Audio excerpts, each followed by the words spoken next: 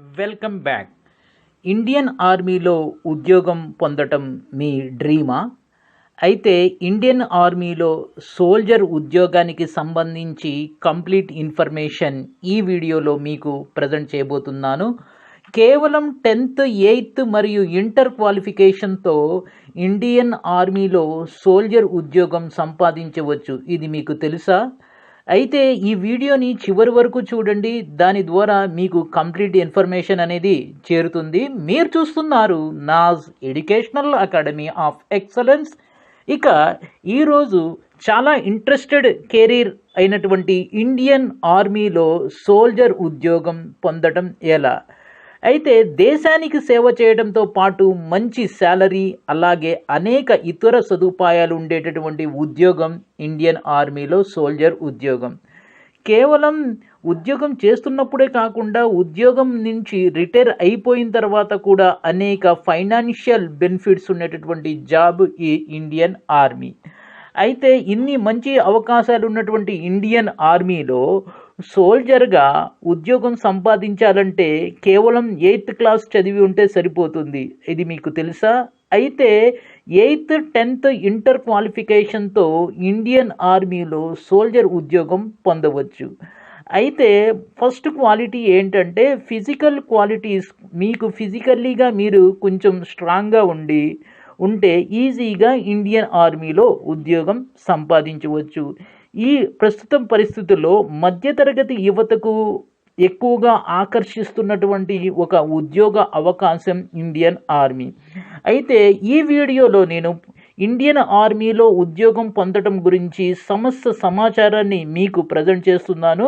ఇక మొదలు పెడదాం. చూడండి, ఇండియన్ ఆర్మీలో బేసికల్లీగా 6 టైప్స్ ఉద్యోగాలు ఉన్నాయి. సోల్జర్ ఉద్యోగంలో 6 రకాల ఉద్యోగాలు ఉన్నాయి. సోల్జర్ కేటగిరీలోనే 6 ఉన్నాయి. ఇక్కడ బై మిస్టేక్గా 5 అనేది పడటం జరిగింది.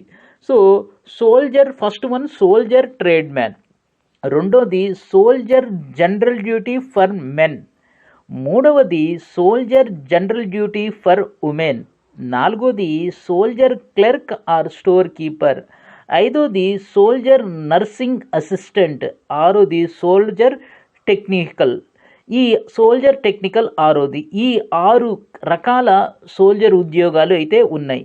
యాక్చువల్లీగా ఆర్మీలో ఇది ఫస్ట్ స్టేజ్ ఉద్యోగం, ఆఫీసర్ స్థాయి కాదు, ఇది బాటమ్ స్థాయి ఉద్యోగం. ఇది ఇనీషియల్ స్టేజ్ జాబ్స్ అన్నమాట.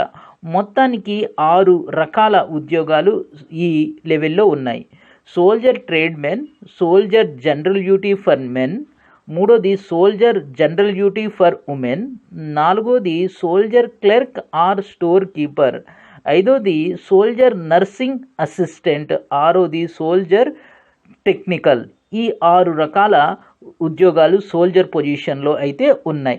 ఇక దీనికి బేసికల్లీగా ఫస్ట్ ఫిజికల్ క్వాలిఫికేషన్స్ ఏంటో చూద్దాం. ఫిజికల్ క్వాలిఫికేషన్ ఈ 6 రకాల, అంటే సోల్జర్ ఏ రకమైనప్పటికీ కూడా సోల్జర్ ఉద్యోగానికి కావలసినటువంటి ఫిజికల్ క్వాలిఫికేషన్ ఏంటి అంటే, మన తెలుగు రాష్ట్రాల చెందినటువంటి వాళ్ళైతే కనీసం 166 సెంటీమీటర్స్ హైట్ ఉండాలి. 166 సెంటీమీటర్స్ హైట్ ఉండాలి. అలాగే 50 కేజీల 50 కేజెస్ వెయిట్ ఉండాలి. 50 కేజెస్ వెయిట్ అనేది ఉండాలి. ఇది మినిమం హైట్, మినిమం వెయిట్. ఆ తర్వాత మూడో పాయింట్ ఏంటంటే చెస్ట్ అనేది 77 సెంటీమీటర్స్ ఉండాలి. చెస్ట్ 77 సెంటీమీటర్స్ ఉండాలి. మనం గాలి పీల్చుకున్నప్పుడు, బ్రీత్ మనం లోపలికి తీసుకున్నప్పుడు 5 సెంటీమీటర్స్ ఎక్స్పెండ్ అవ్వాలి. ఛాతీ 5 సెంటీమీటర్స్ అనేది ఎక్స్పెండ్ అవ్వాలి. దాంతోపాటుగా విజన్ టెస్ట్ కూడా ఉంటుంది. ప్రాపర్ విజన్ అనేది కూడా ఉండాలి. ఇవి బేసికల్లీగా ఫిజికల్ క్వాలిఫికేషన్. ఈ ఫిజికల్ క్వాలిఫికేషన్ తర్వాత ఎడ్యుకేషన్ క్వాలిఫికేషన్కి వెళ్ళే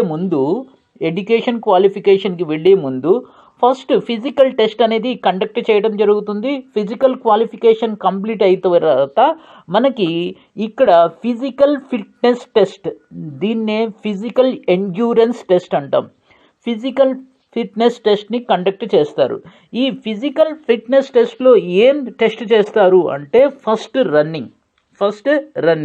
1.6 కిలోమీటర్ రన్నింగ్ అనమాట. దీన్నే 1 మైల్ అంటాం. సో కిలోమీటర్లో చెప్పాలంటే 1.6 కిలోమీటర్ రన్నింగ్. ఈ 1.6 కిలోమీటర్స్ రన్నింగ్ అనేది సో 5.30 మినిట్స్లో కంప్లీట్ చేసిన వాళ్ళకి 60 మార్క్స్ ఇవ్వడం జరుగుతుంది.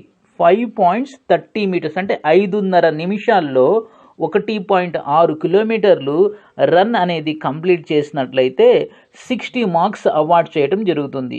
అలా కాకుండా దీన్ని 5 నిమిషాల 31 సెకండ్ల నుంచి 5 నిమిషాల 31 సెకండ్ల తర్వాత 30 సెకండ్ల తర్వాత మీరు కనుక కంప్లీట్ చేసినట్లయితే దానికి 48 మార్క్స్ ఇవ్వటం జరుగుతుంది. ఇంకోసారి చెప్తాను చూడండి. 1.6 కిలోమీటర్స్ 5.5 మినిట్స్లో కంప్లీట్ చేసినట్లయితే 60 మార్క్స్ ఇస్తారు. అలాగే రెండోది ఏంటంటే రెండో పారామీటర్స్ 5 మీటర్ అంటే 5 మినిట్స్ 31 సెకండ్స్ నుంచి 5 మినిట్స్ 31 సెకండ్స్ నుంచి 5 మినిట్స్ 45 సెకండ్స్ వరకు కంప్లీట్ చేసినట్లయితే 48 మార్క్స్ అనేది ఇవ్వటం జరుగుతుంది. ఆ తర్వాత సెకండ్ టెస్ట్ ఏంటంటే పులప్స్.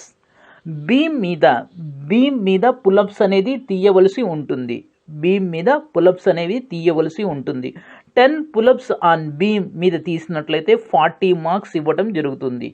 అలాగే 9 పులప్స్ ఆన్ బీమ్ మీద తీసినట్లయితే 33 మార్క్స్ ఇవ్వటం జరుగుతుంది. సో దీంతో పాటుగా ఈ బీమ్ రన్నింగ్తో పాటుగా ఈ రెండిటికి మార్క్స్ అనేది అవార్డ్ చేయడం జరుగుతుంది. ఇంకా 2 టెస్టులు ఉంటాయి, దానికి ఎలాంటి మార్క్స్ ఉండవు, కానీ ఖచ్చితంగా క్వాలిఫై అనేది అవ్వాలి. ఆ 2 క్వాలిఫైలో మొదటిది ఏంటంటే బ్యాలెన్స్ అంటే ఒక హైట్ ఒక 2 మీటర్స్ లేక 1.5 మీటర్ హైట్గా ఒక బల్ల లాంటిది అరేంజ్ చేస్తారు, సన్నటి బల్ల. దాని మీద వాక్ చేయాలి, దాని మీద నడవాలి. దాని బ్యాలెన్స్ టెస్ట్ అంటాం. ఆ తర్వాత ఫీట్ డిచ్ ఇది something like long jump. 9 metre feet ditch, 9 metre long jump అన్నమాట. సో ఇది ఈ బ్యాలెన్స్ తర్వాత 9 ఫీట్ డిచ్ అంటే 9 ఫీట్ లాంగ్ జంప్, ఈ 2 కూడా క్వాలిఫై అవ్వాలి. దీనికి ఎలాంటి మార్క్స్ ఉండదు, ఖచ్చితంగా క్వాలిఫై అవ్వాలి. మార్క్స్ ఉన్నటువంటి రెండేంటి, ఒకటి రన్నింగ్, రెండోది పులప్స్. రన్ అనేది 1.6 కిలోమీటర్స్, పులప్స్ అనేవి బీమ్ మీద తీయవలసి ఉంటుంది. 10, 9, 8 ఇలా మనం ఎన్ని పులప్స్ తినితే దానికి మార్క్స్ అనేవి ఇవ్వటం జరుగుతుంది. ఇవి ఫిజికల్ టెస్ట్, దీన్ని పిఎఫ్టి అంటాం. ఆ తర్వాత ఎడ్యుకేషనల్ క్వాలిఫికేషన్ అనేది మనం చూసినట్లయితే ఒకసారి చూసినట్లయితే ఫస్ట్ పొజిషన్కి అంటే సోల్జర్ ట్రేడ్ మ్యాన్, దీనికి అర్హత ఎడ్యుకేషనల్ క్వాలిఫికేషన్ ఏంటంటే 8th క్లాస్ పాస్ అయ్యి ఉంటే సరిపోతుంది. వీళ్ళని హవల్దార్ అని కూడా అంటాం, వీళ్ళని సిపాయిస్ అని కూడా అంటాం, డిఫరెంట్ నేమ్స్తో పిలుస్తూ ఉంటాం. సో ఈ సోల్జర్ ట్రేడ్ మ్యాన్ పొజిషన్కి 8th క్లాస్ పాస్ అయి ఉంటే సరిపోతుంది. ఓకే, రైట్, పాస్ అయితే సరిపోతుంది. తర్వాత soldier general duty for men, ఈ పొజిషన్కి 10th క్లాస్ విత్ 45 మార్క్స్తో పాస్ అవ్వాలి. 10th క్లాస్ పాస్ అయ్యాలి, కానీ యావరేజ్ మార్క్స్ అనేవి 45% మార్క్స్ అనేవి వచ్చి ఉండాలి. దేనికి, సోల్జర్ జనరల్ డ్యూటీ. సో ఆ తర్వాత సోల్జర్ జనరల్ డ్యూటీ ఫర్ ఉమెన్కి అయితే same qualification, 10th class with 45% average marks. ఆ తర్వాత సోల్జర్ నర్సింగ్ అసిస్టెంట్, ఈ పొజిషన్కి ఇంటర్ పాస్ అయి ఉండాలి. ఇంటర్లో 45% మార్క్స్ వచ్చి ఉండాలి. అయితే ఇంటర్లో బయాలజీ ఒక సబ్జెక్టుగా చదివి ఉండాలి. అంటే మన తెలుగు రాష్ట్రాల్లో చూసినట్లయితే ఇంటర్ బైపీసీ పాస్ అయి ఉండాలి. ఇంటర్ బైపీసీ 45% మార్క్స్తో పాస్ అయి ఉండాలి. ఇది దేంటి, సోల్జర్ నర్సింగ్ అసిస్టెంట్. ఆ తర్వాత సోల్జర్ స్టోర్ కీపర్, ఈ స్టోర్ కీపర్ ఆర్ క్లర్క్, ఈ పొజిషన్కి ఇంటర్ ఏ గ్రూప్ అయినా 45% మార్కులతో పాస్ అయి ఉండాలి. ఎంపీసీ కానీ, బైపీసీ కానీ, ఎంఈసీ కానీ, సిఈసీ కానీ, హెచ్ఈసీ కానీ ఏ గ్రూప్ అయినా చదివి ఉండొచ్చు, కానీ 45% మార్క్స్ అనేవి ఉండాలి. సో ఆ తర్వాత సోల్జర్ టెక్నికల్, ఈ పొజిషన్కి ఇంటర్ ఎంపీసీ చదివి ఉండాలి. Inter MPC minimum percentage of marks వచ్చేసి 40 marks. Minimum percent of marks వచ్చేసి 40 మార్క్స్. ఇవి బేసికల్లీగా ఉన్నటువంటి ఎడ్యుకేషనల్ క్వాలిఫికేషన్. అంటే 8th క్లాస్ నుంచి 8th క్లాస్కి కూడా ట్రేడ్మెన్ జాబ్ ఉంది, 10th క్లాస్కి ఉంది, ఇంటర్కి కూడా ఇక్కడ ఉద్యోగ అవకాశం అయితే ఉంది. ఓకే, ఆ తర్వాత మనం ఏజ్ గురించి మాట్లాడదాం. ఏజ్ అంటే బేసికల్లీగా సోల్జర్ జనరల్ డ్యూటీకి చూసినట్లయితే, soldier general duty for men చూసినట్లయితే 17.5 సంవత్సరాలు, 17 సంవత్సరాల 6 నెలలు నుండి 21 సంవత్సరాలు ఉండాలి. 17 సంవత్సరాల 6 నెలల నుంచి 21 సంవత్సరాలు ఉండాలి. అలాగే సోల్జర్ ట్రేడ్మెన్ కూడా అంతే, 17 సంవత్సరాల 6 నెలల నుంచి 21 సంవత్సరాలు ఉండాలి. అలాగే soldier general duty for women వాళ్ళకి కూడా సేమ్ ఏజ్ అనేది వర్తిస్తుంది. ఇక మిగిలినటువంటి అన్ని పోస్టులకి, అన్ని పొజిషన్స్కి కూడా ఏజ్ చూసినట్లయితే మినిమం ఏజ్ వచ్చి 17 years 6 months నుండి 23 years వరకు ఉండవచ్చు. 23 years వరకు ఉండవచ్చు. ఇది ఏజ్ గురించి. ఇక శాలరీ ఇంకా ఇతర సదుపాయాల గురించి ఒకసారి మనం చూసినట్లయితే ఒక సోల్జర్కి సంవత్సరానికి యావరేజ్గా 2.5 లక్షల రూపాయలు శాలరీ అనేది అందుతుంది. చేతికి 2.5 లక్షల రూపాయలు శాలరీ రూపంలో అందుతుంది. దీంట్లో బేసిక్ శాలరీ ఉంటాయి, డిఏ, హెచ్ఆర్ఏ, డిఫరెంట్ అదర్ అలవెన్సెస్తో కలిపి మొత్తం కూడా సంవత్సరానికి 2.5 లక్షల శాలరీ అనేది ఉంటుంది. యాజ్ ఎ ఫ్రెషర్ అంటే కొత్తగా జాయిన్ అయినటువంటి సోల్జర్కి ఈ విధంగా ఉంటుంది. రెండో పాయింట్ ఏంటంటే ఇక్కడ శాలరీ అందరికీ ఒకేలాగుండదు. సో వీళ్ళు పని చేస్తున్నటువంటి ప్లేస్ని బట్టి కూడా శాలరీ అనేది డిఫరెంట్గా ఉంటుంది. కొన్ని సెన్సిటివ్ ప్లేసెస్లో పనిచేస్తున్నప్పుడు యాక్చువల్ శాలరీకి 25% అదనంగా శాలరీ ఇవ్వటం జరుగుతుంది. కొన్ని సెన్సిటివ్ ప్లేసెస్లో వీళ్ళు ఉద్యోగం చేస్తున్నప్పుడు, విధులు నిర్వహిస్తున్నప్పుడు వీళ్ళ శాలరీకి 25% శాలరీ అదనంగా ఇవ్వటం జరుగుతుంది. ఓకే, ఈ శాలరీ ఇలాగుంది. ఆ తర్వాత రిటైర్మెంట్ అయిపోయిన తర్వాత ఒక 5 years 10 years ఒక ఎన్నో సంవత్సరాలు పనిచేసి బయటకు వచ్చేసిన తర్వాత, అంటే రిటైర్ అయిపోయిన తర్వాత వీళ్ళకి ఫైనాన్షియల్గా అనేక బెనిఫిట్స్ అనేవి ఉంటాయి. ఫస్ట్ ఏంటి, గ్రాట్యుటీ. ఒక లార్జ్ అమౌంట్ ఆఫ్ మనీ అనేది గ్రాట్యుటీ రూపంలో వస్తుంది. ఈ గ్రాట్యుటీ, పెన్షన్ ఇలా అనేక ఫైనాన్షియల్ బెనిఫిట్స్ ఉంటాయి. గ్రాట్యుటీ వస్తుంది, ఆ తర్వాత పెన్షన్ వస్తుంది. పెన్షన్ చూసినట్లయితే యావరేజ్గా అంటే చేసిన సర్వీస్ని బట్టి పెన్షన్ అనేది వస్తుంది. ఒక 5 years చేసినటువంటి వ్యక్తికి నెలకొచ్చేసి 21,000 రూపాయలు పెన్షన్ రూపంలో అందుతూ ఉంటుంది. ఇది ఒక యావరేజ్ ఫిగర్. ఆ తర్వాత కేవలం ఫైనాన్షియల్ బెనిఫిట్స్ మాత్రమే కాకుండా అనేక ఇతర సదుపాయాలు ఉంటాయి. ఎలాగంటే ఉద్యోగాలలో స్టేట్ ఆర్ సెంట్రల్ గవర్నమెంట్ జాబ్స్లో వీళ్ళకి రిజర్వేషన్ ఉంటుంది. ఆ తర్వాత వీళ్ళ పిల్లలకి కూడా రిజర్వేషన్ అనేది ఉంటుంది. సో అంతేకాకుండా ఉద్యోగాలు, తర్వాత ఇతర వ్యాపారాలు ఇంకేదైనా పెట్టుకుంటే ప్రభుత్వ పథకాలలో, అది సెంట్రల్ గవర్నమెంట్ అయినా స్టేట్ గవర్నమెంట్ అయినా, ప్రభుత్వ పథకాల్లో వీళ్ళకి రిజర్వేషన్ అనేది ఉంటుంది. ఈ విధంగా అనేక సదుపాయాలు అనేవి వీళ్ళకి ఉంటాయి. సో ఏజ్ చూసాం, శాలరీ చూసాం. నెక్స్ట్ మనం రిక్రూట్మెంట్ ఎలా జరుగుతుంది ఏంటి చూద్దాం. రిక్రూట్మెంట్ ప్రాసెస్ ఎలా ఉంటుంది చూద్దాం. యాక్చువల్లీగా ఈ ఆర్మీలో సోల్జర్ ఉద్యోగాల కోసం నేషనల్ న్యూస్ పేపర్స్ అలాగే రీజనల్ న్యూస్ పేపర్స్లో అడ్వర్టైజ్మెంట్ అనేది ఇవ్వటం జరుగుతుంది. ఈ అడ్వర్టైజ్మెంట్ ఇచ్చినప్పుడు ర్యాలీలు నిర్వహించడం జరుగుతుంది. సో ర్యాలీలు అంటే ఏం లేదు, క్యాంప్స్ నిర్వహిస్తారు. సో ఫర్ ఎగ్జాంపుల్ తెలంగాణలో ఒక 2-3 రోజులు ఒక చోట, ఆంధ్రప్రదేశ్లో ఒక వారం రోజులు, ఈ విధంగా వాళ్ళు క్యాంప్స్ నిర్వహిస్తారు. దాన్ని ర్యాలీలు అంటాం. సో ఉద్యోగ ర్యాలీలు నిర్వహించడం జరుగుతుంది. వాళ్ళు పేపర్లో చాలా క్లియర్గా మెన్షన్ చేస్తారు, ఈ డేట్ నుంచి ఈ డేట్ వరకు ఈ ప్లేస్లో ఉద్యోగ ర్యాలీ రిక్రూట్మెంట్ ర్యాలీ నిర్వహించడం జరుగుతుంది అని క్లియర్గా మెన్షన్ చేస్తారు. ఆ ఆ అడ్వర్టైజ్మెంట్ అనేది వచ్చినప్పుడు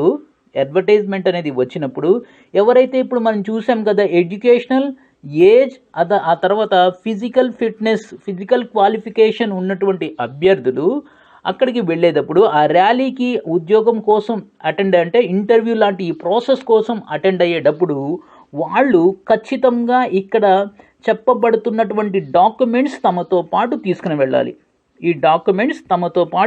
వెళ్ళాలి. సో అవి ఏంటి, ఏ డాక్యుమెంట్స్ తీసుకువెళ్ళాలో ఒకసారి చూద్దాం. అంటే ర్యాలీలు కండక్ట్ చేసినప్పుడు అభ్యర్థి ఆ ర్యాలీకి అటెండ్ అయ్యేటప్పుడు ఖచ్చితంగా ఈ డాక్యుమెంట్స్ తీసుకుపోవాలి. ఫస్ట్ది అభ్యర్థికి చెందిన 2 పాస్పోర్ట్ సైజ్ ఫొటోస్, ఆ తర్వాత educational qualification certificates, mark list, TC. మీరు 10th క్లాస్ అయితే మార్క్ లిస్ట్ ఉంటుంది, దాంతోపాటు టీసీ కూడా తీసుకుని వెళ్ళవలసి ఉంటుంది. ఇవి. ఆ తర్వాత nativity or residential certificate. So nativity certificate or residential certificate issued by MRO చేత ఇవ్వబడినటువంటి నేటివిటీ సర్టిఫికేట్. ఆ తర్వాత మీరు గనక ఎస్సీ ఎస్టీ బీసీ వర్గానికి చెందినట్లయితే క్యాస్ట్ సర్టిఫికేట్ కూడా తీసుకుని వెళ్ళవలసి ఉంటుంది. దీంతో పాటుగా రిలీజియన్ సర్టిఫికేట్ కూడా అడగడం జరుగుతుంది.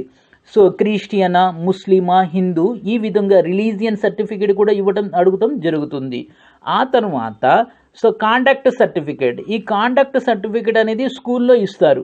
సో 10th క్లాస్ అయిపోయిన తర్వాత టీసీ, మార్క్ లిస్ట్తో పాటు 3వ సర్టిఫికేట్ ఒకటి ఇవ్వడం జరుగుతుంది. దాన్నే కాండక్ట్ సర్టిఫికేట్ అంటాం. ఈ కాండక్ట్ సర్టిఫికేట్ కూడా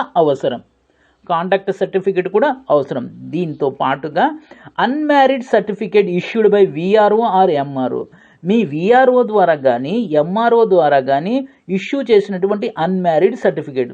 సో అంటే ఈ ఉద్యోగాలకి కేవలం unmarried men are eligible. Unmarried అంటే పెళ్లి కానటువంటి వాళ్ళు మాత్రమే ఈ ఉద్యోగానికి అర్హులు. కాబట్టి మీకు పెళ్లి కాలేదు అని సర్టిఫికేట్ అనేది సబ్మిట్ చేయవలసి ఉంటుంది. ఆ తర్వాత మీది ఏమైనా ఎన్సిసి సర్టిఫికేట్స్ ఉంటే ఆ ఎన్సిసి సర్టిఫికేట్స్, అలాగే మీరేమైనా స్పోర్ట్స్ సంబంధించినటువంటి సర్టిఫికేట్స్ ఏమైనా ఉంటే ఆ సర్టిఫికేట్స్ అనేవి తీసుకుని వెళ్ళవలసి ఉంటుంది. ఈ సర్టిఫికేట్స్ అన్నీ కూడా మీరు ఒక సెట్గా తయారు చేసుకొని, జిరాక్స్ కాపీ ఒక సెట్ పెట్టుకొని, ఒరిజినల్ కాపీస్ని ఇంకో సెట్గా పెట్టుకొని మీరు ఈ సెట్తో ఆ ర్యాలీకి అటెండ్ కావాల్సి ఉంటుంది. ఇది సోల్జర్గా మీకు సోల్జర్గా ఉద్యోగం పొందడానికి కావలసినటువంటి బేసిక్ ఇన్ఫర్మేషన్.